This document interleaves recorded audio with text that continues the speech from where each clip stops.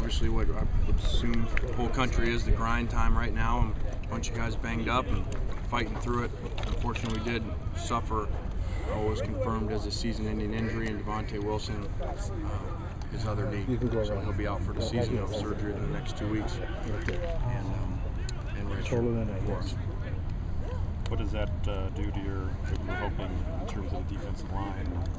Yeah, unfortunately, it's another hit there.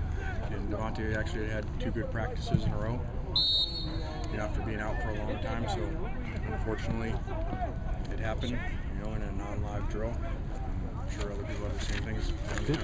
Did that happen yesterday? Yes, sir. Is it a torn ACL? Yes. Coach, when you get into a position like this in training camp, is it more a mental thing to get over than anything else? I think it's both, Jim. I think, guys hit a mental wall with the playbook, and they hit a physical wall because it's different. Everybody does this off-season conditioning, thinking they're ready to go, but you can't simulate it. Unfortunately, we're not allowed to work with them in the off-season, so they can't do football. As much as you run, as much as you lift, it's different when you put pads on. It's different movement. Was there a chance the offense looked like you got a lot done with them today? Was that a reflection of them or the defense here today? Well, I think the offense has had 2 good days as far as hitting some explosive plays, like we mentioned yesterday, and some more today. So just like we said yesterday, there's some good to that and some bad to that. We got to get back to playing good defense at the back end and not letting the ball go over our head. What did you think of Robert's catch between the 2 defenders there? Yeah, he had a couple of those today, and one-on-ones earlier too. Marquise and Robert had some unbelievable catches and highlight reel catches. So it was good to have them both out here at the same time. Is Silas a better pass receiver almost than you would have realized? Yes, he is. He just didn't have many opportunities if you break down the film from last year. It just wasn't in their system. So,